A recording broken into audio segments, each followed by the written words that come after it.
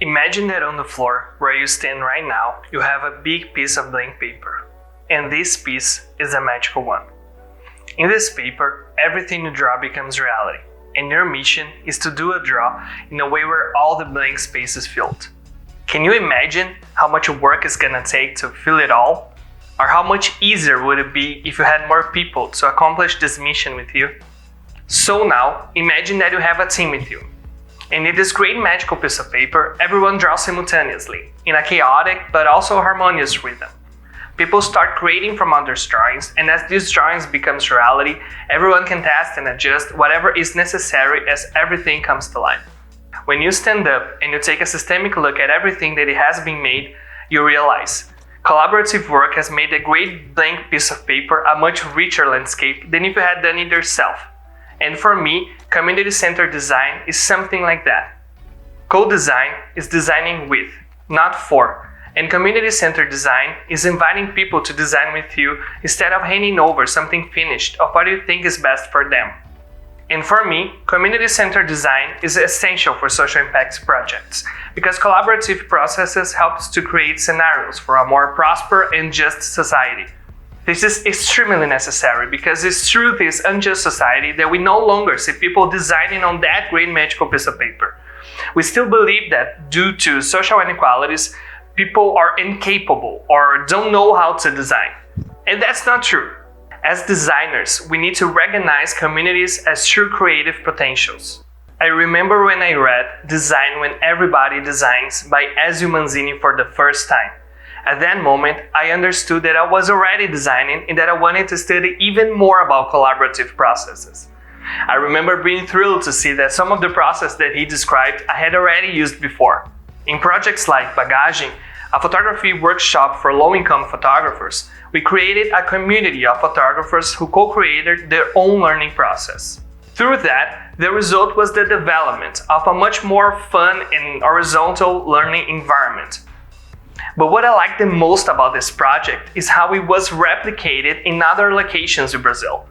People understood that they could design because their experience throughout their lives and professional careers could already be enough as creative input.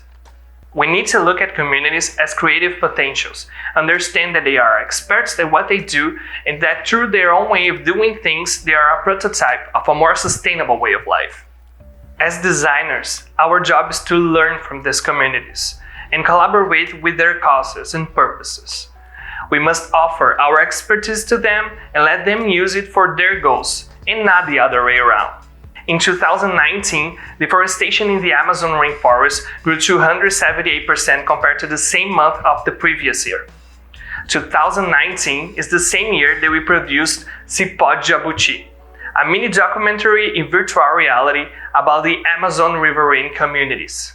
To produce it, we spent immersive days in the communities, getting to know the people, the environments, and their values. We invited Odenilze Ramos, a local filmmaker, to collaborate with us throughout the creative process.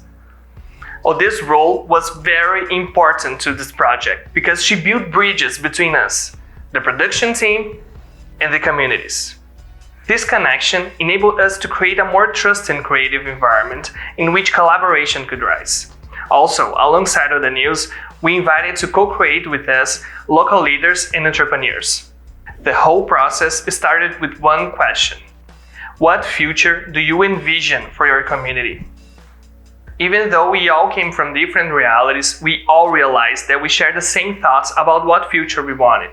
And as we came to this conclusion, the co-creation process for the film became more natural. We understand that we were all part of something, and our own life experience brought us together. I can say that the more we collaborated, the more we could learn about and from each other. An open learning process which enabled empathy to arise and brought essence to the documentary. The name Cipó de Jabuti was the result of this process. A riverine tale about inclusion that tells the history of a tree that was created to unite all the forest animals. If we did not have this creative process, we would not have understood the main arguments of the documentary in all of its complexity. Riverine communities act through community-based tourism as an alternative to deforestation. We used immersive media like virtual reality film to stimulate empathy in people.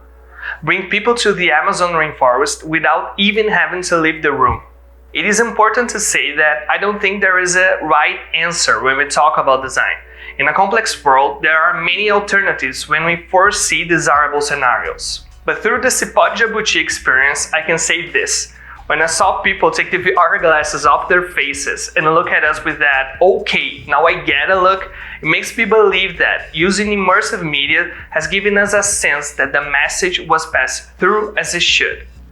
I will not lie, despite being passionate about design creative process, I love to see when the work is completed. I saw how this is all possible through the growth of the community that I grew up in, where we co-created art projects at Conceito Arte, a peripheral collective of artists, and also in the Porto Alegre hub of the Global Shaper community, where we collaboratively developed an open culture book called Forma. Throughout my experiences, I can say that I've learned a few things with community-centered design. First and foremost, no matter what happens, as creatives, we always have to remember that the most important part of anything you do is not the result, but its process. Second, although collaboration isn't necessarily easy, it can be a lot of fun and make the decision-making process more assertive. And third, when we talk about the process and not the result, we show people a different way of doing things, making them more curious and more inclined to experiment themselves. And that's not necessarily comfortable. Actually, I hope it never gets comfortable. I hope that everything that I presented today can get you out of your comfort zone so much that creating towards social impact can become the only way possible to design. I sincerely hope that after all we talked about today, you can recognize the potential of people who came from where I came from. Having been involved with these projects makes me believe that the greatest result of community-centered design is not the development of products or services, but the empowerment of people. I say this because I am the result of that. I came from a peripheral community of an environment of vulnerability, poverty, and violence. And maybe I am the designer that I am because of other designers who opened the way and showed how I could design a better world from where I was. So, this session is an invitation. Let's design with people and open the way for those who haven't come yet.